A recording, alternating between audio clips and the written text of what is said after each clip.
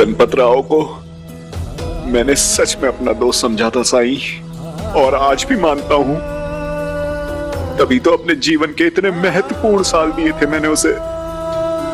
गणपत की नाटक मंडली की देखरेख के लिए मैंने अपने परिवार की भी उपेक्षा की।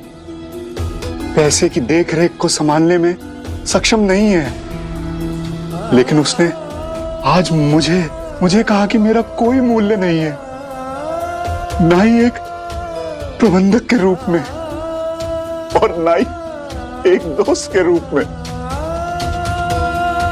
नीम गांव से आ रहे हो, थक गए होगे, भूख भी लगी होगी,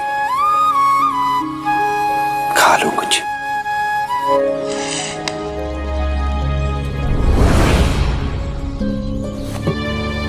मैं क्षमा चाहता हूं साईं, आपसे बिना पूछे, आपका बिना इंतजार किए मैंने खाना खा लिया।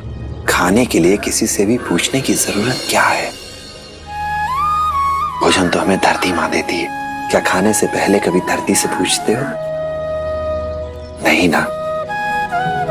और ये भी कभी तुमसे ये उम्मीद नहीं करती कि तुम इससे पूछो।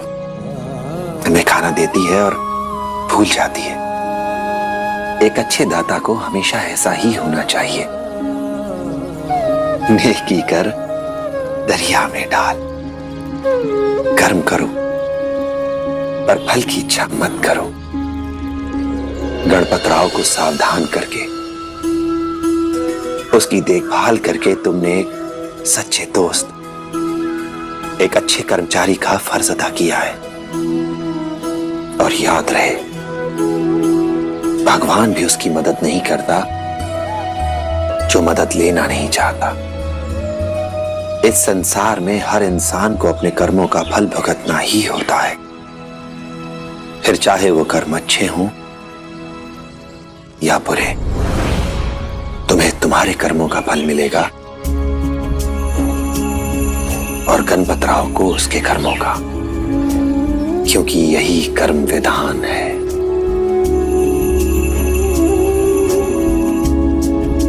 खाना खाओ। आप जो कह रहे हैं मैं समझ रहा हूं साईं, लेकिन गणपत राव की बहुत फिक्र हो रही है मुझे। क्या ऐसा कोई तरीका नहीं जिससे हम उसकी मदद कर सकें? तुम जैसे वफादार दोस्त चाह कर भी भविष्य को बदल नहीं सकते। जो नियति में लिखा है वो तो होकर ही रहेगा। क्या तुमने कभी किसी को हाथी की सवारी करते देखा है? जी। जब हाथी खड़ा होता है तो उस पर बैठे सवार को पीछे की ओर झटका लगता है, क्योंकि हाथी अपने अगले पैरों को सीधा करते हुए खड़ा होता है। और दूसरा झटका तब लगता है जब हाथी बैठता है, और यह झटका पहले वाले झटके से भी ज्यादा जोरदार होता है। ये उतार चढ़ाव, ये झटके, ये जीवन के लिए सीख है, और ये हम सबको सहने पड़ते हैं। लेकिन ये झटके निरर्थक नहीं है। ये मनुष्य को कुछ सिखाने के लिए आते हैं। जो सीख जाए वो पार। शायद एक दिन गणपत राव को भी अपनी गलतियों का एहसास होगा। पर फिलहाल तुम अपने घर जाओ, यहां की चिंता यहीं छोड़कर कुछ समय अपने घर, अपने परिवार के साथ बिताओ। तुम्हारे लिए अभी यही जरूरी है। जाओ।